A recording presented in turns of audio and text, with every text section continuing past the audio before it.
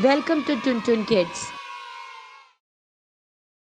आज का शीर्षक है राजा और तोता। तो बच्चों, कहानी शुरू करने से पहले एक बार ताली बजा दीजिए। एक समय की बात है, किसी एक राज्य में हरिशंकर नाम का राजा राज करता था।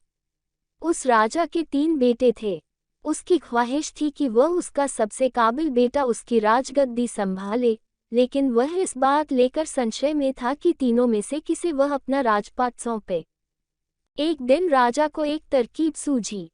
उसने उसी समय अपने तीनों बेटों को बुलाया और कहा, बेटे, आज मैं तुम सब से एक सवाल पूछता हूँ। अगर तुम लोगों के सामने एक गुनहगार खड़ा हो तो तुम उसके साथ क्या करोगे? इस पर राजा के पहले बेटे ने कहा, उस अपराधी को सजाए मौत दी जानी चाहिए। उद्धरण चिन्ह। वहीं दूसरे बेटे ने कहा, गुनहगार को कालकोठरी में बांध देना चाहिए। उद्धरण चिन्ह। जबकि तीसरे बेटे ने कहा, पिताजी, हमें उसे सजा देने से पहले इस बात की जांच करनी चाहिए कि उसने सही में अपराध किया है या नहीं। इस पर राजा के तीसरे बेटे ने सभी को एक कहानी सुनाई। एक राजा था जिसके पास एक बुद्धिमान तोता था। एक बार उस तोता ने महाराज से कहा, मुझे अपने माता और पिताजी के पास जाना है। राजा ने उसकी बात नहीं मानी, लेकिन तोता ने हार नहीं मानी। वह लगातार महाराज से जिद करने लगा कि मुझे माता पिता के पास जाने दें। अंत में राजा ने तोता की बात मान ली और कहा, ठीक है, तुम अपने माता पिता से मिलकर आओ, लेकिन वहां ज्यादा दिन नहीं रुकना। राजा ने तोता को केवल 5 दिन की अनुमति दी और कहा, तुम 5 दिन में अपने परिवार वालों से मिलकर लौट आना। इसके बाद तोता 5 दिन के लिए अपने माता पिता के पास चला गया। छठे दिन जब वह राजा के पास लौट रहा था तो उसने सोचा कि क्यों न वह महाराज के लिए कुछ उपहार ले लिया जाए। फिर वह पर्वत की ओर निकल पड़ा। दरअसल वह महाराज के लिए अमृत फल लेना चाहता था। वहां पहुंचते पहुंचते रात हो गई। तोता ने पर्वत पर पहुंचकर फल तो ले लिया, लेकिन रात हो जाने के कारण वह आगे नहीं बढ़ा और वहीं रुक गया। उस रात जब तोता सो रहा था तभी एक सांप वहां आया और उसने राजा के लिए गए अमृत फल को खाने लगा। सांप ने फल को खाया, इस कारण उस फल में जहर फैल गया था। हालांकि तोते को इस बात की भनक तक नहीं थी। अगली सुबह जब वह जगा तो फल लेकर महल की ओर चल पड़ा।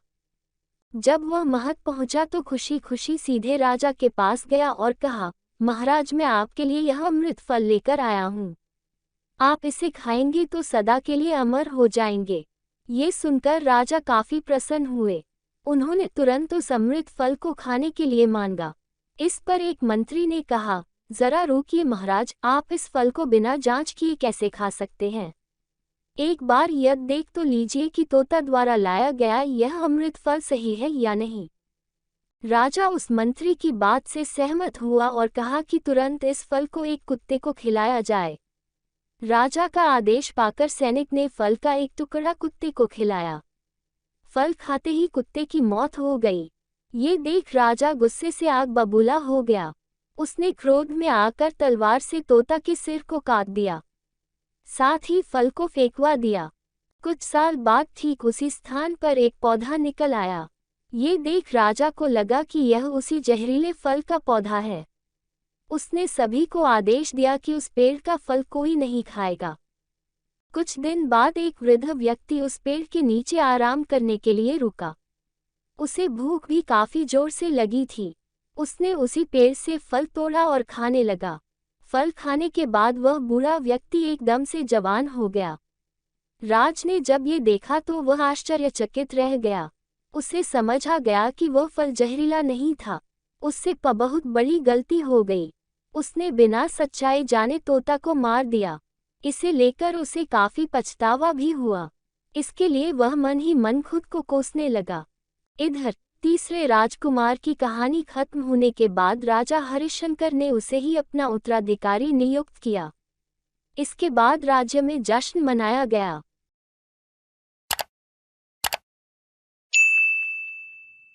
भावार्थ। इस कहानी से हमें ये सीख मिलती है कि हमें कभी भी बिना जांच किए किसी को सजा नहीं देनी चाहिए।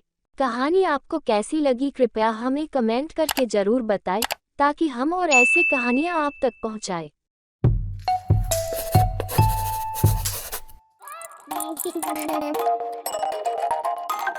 If you like a video, please like our video and subscribe to Tuntun Kids channel for more such interesting videos.